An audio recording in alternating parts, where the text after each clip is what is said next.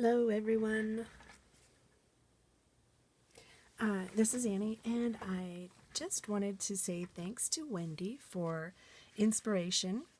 I watched her video on making quick envelope tuck spots for tags, and I happen to have a lot of envelopes as well, and a lot of napkins, and so this is what I have. 6 3/4 envelopes, which I cut in half, and where can I put those? And number 10 envelopes, which are 9 1/2, and those were also cut in half. So they turned out this size. I'm just going to move you out just a tiny bit. I have a glass cutting board on my desk, and I'm trying not to have it be, have a glare for you. All right, so I used those envelopes and cut them in half, and I just wanted to go through really quickly and show you what I did and sort of how I did it, just a little bit of how I did it. So this is one napkin, and as you can see, I'll just check that it's in, move out a little bit.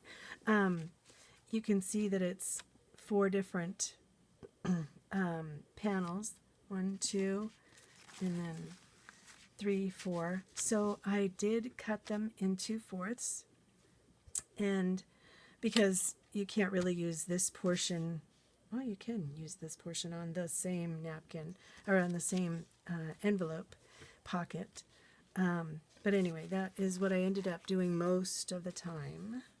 So let me put that there, and I'll just show you I made small ones, and I really liked the way that it fit on the larger half envelopes. So I did 2 of each out of that one napkin, and then with leftovers you'll see that I did something else with those.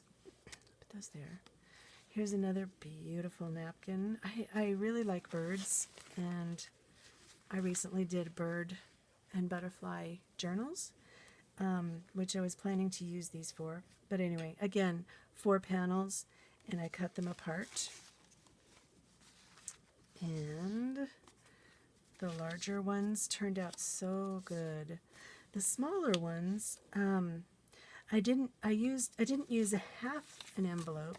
See, here's a half of the small envelope.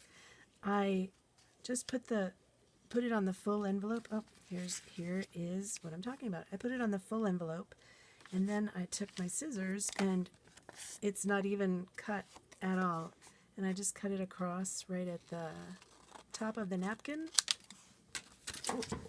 And then I used my really large, whoa, almost dropped that, almost threw it across my desk.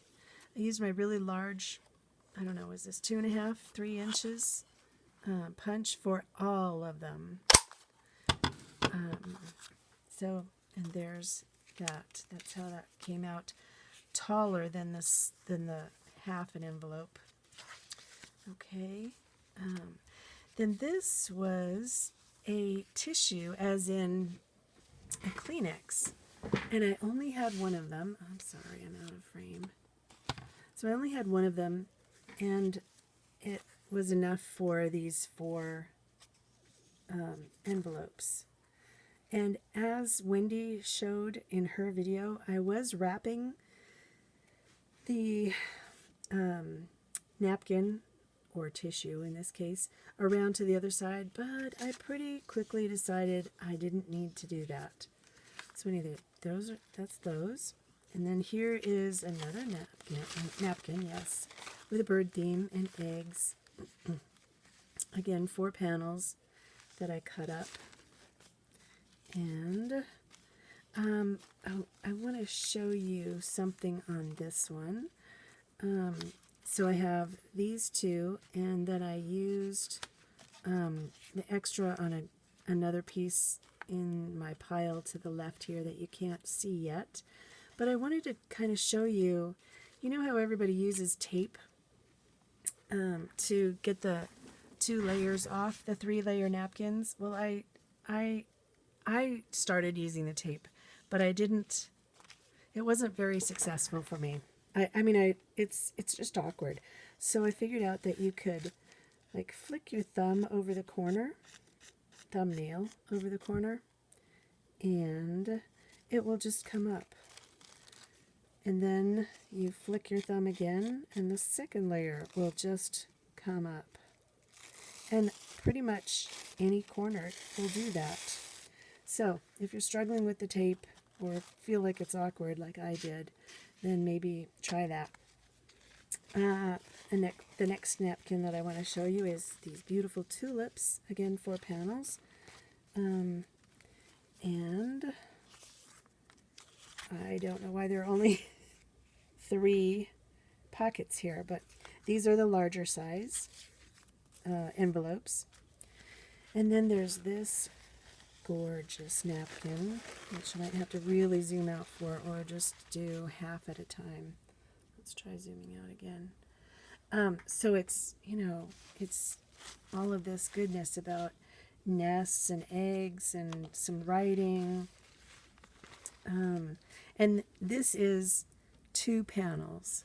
So here's one panel, and here's the other panel. And they're the same on both sides. So what I did with those is I made a small, half of a small envelope.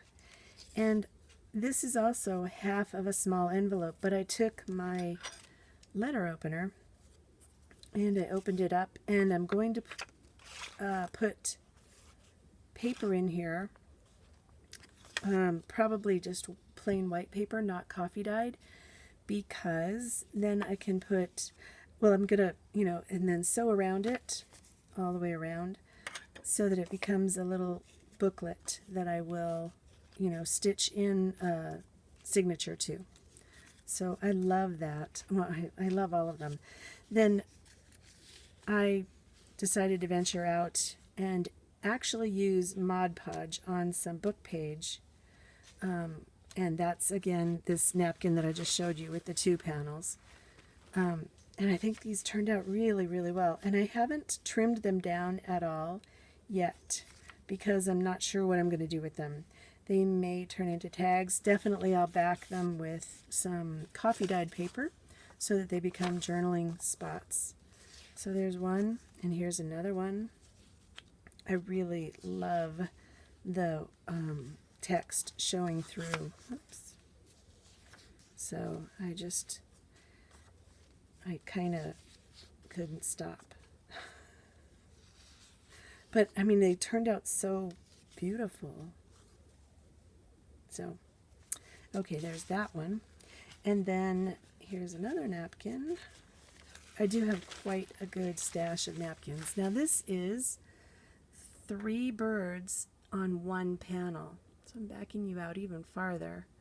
And I decided to kind of, just concentrate on each bird. This was one of the first that I tried. So, do you see how much I love birds? I have a robin coffee cup, and this that I drink from every morning. And this is, I think it's a spoon rest that I found at Walmart. And I thought that would go perfectly on my desk with lots and lots of birds. So, back to that napkin. This was a remnant of something that I did with the napkin, and it's just a coffee dyed library card pocket. And I just put the remnant on here, and it will clearly be, taped down to or glued into a journal. So here is a trimmed coffee dyed book page with that napkin on it. And here's another one. This is, again, that napkin, but it's an envelope, and I thought this could go in a journal sideways. I'm sorry, I'm going to keep backing you out and pushing you in. Sorry. But I thought it could go in the journal this way, and because I didn't want to get close to his beak, I offset the the little tuck, I don't know what that's called, the little divot there. So here is a book page, and this will get pressed in a heavy book so that it is not wrinkled like that. So, and this is also the painter's masking paper. This is one piece of that napkin, and this is another piece of that napkin just laid over it, or overlaid, I guess. Next napkin is this beautiful hydrangea. And that posed an interesting problem, I guess, because the four panels are definitely oriented, you know, right side up, and they have this, each of them has two edges with a border. So what I did for that was I decided to just try to get the bottom. So these are clearly three different panels of that napkin, and I just decided to put it on the bottom. You could definitely put it along the side too, or, you know, have that the side showing. I just chose not to. And I thought at this point I would show you a really quick trick. I told you that I was wrapping the napkins around to the back. This one is not wrapped around to the back. And what I did was I took my, this is a really large mouse mat, rubbery mouse mat, and you can't do it this way. I've tried, not successful. But what I did is I took my metal ruler and I snugged it up against the edge of the envelope. I'm going to push you in again. And then I very carefully, and you have to make sure that you are going at an angle, especially to start, and just rip it off. See, and it's clean, but it's, you know, raggedy, which I think is a great look. And then that corner has to start off well, and snug it up, start that corner, and this I'm pushing down really hard on the ruler. And I don't have it flat, I have it at an angle.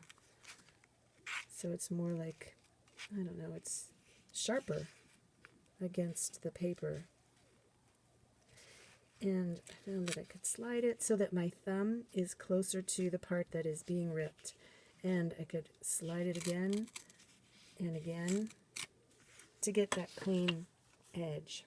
Anyway, I really like the way that has turned out. And is this the up? Where's up? Here. Yep, there's up. And then I'll just give it a little notch. Maybe that's not up, but that is where, yeah, because actually it's facing that way. So this will be a side tuck. And I did actually bring out a little piece of paper, which was from an end paper in a book, to show you. So there's that. And these I'm saving for, they go into my pile of paper to make paper with.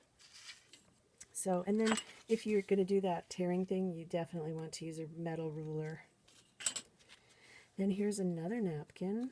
Sorry, I brought out several of each and decided to only use one of each to make all these tags because I had so many napkins. So again, this is a 4-panel with a definite orientation, up, down orientation. Sorry. Try not to make you sick. And that turned into large pockets because they fit, you know, each panel fit on that large half envelope so well. Okay, and then we have just a couple more. Here is this this napkin, I think came from the dollar store, which is probably why it's really large, but it's only got 2 panels. And I'll show you that again because I zoomed you out. But it's one of those, you know, long napkins, and it measures what? So 7 3/4 by 4 1/4, about 4 1/4.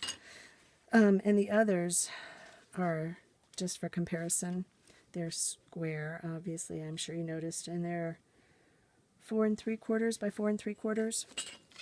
So anyway, what I did with this is I made a small, this was a remnant, and I put it on a book page because, you know, a book page is long and the napkin was long, and I just couldn't see, you know, tearing it up too much.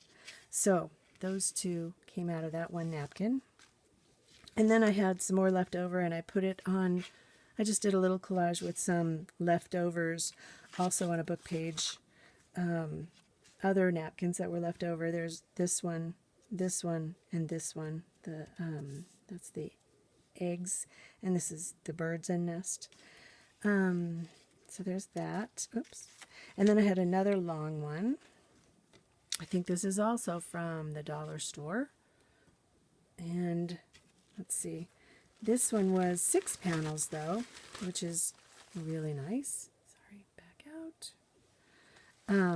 So that is, you know, 6 book pages maybe, if you wanted to do that.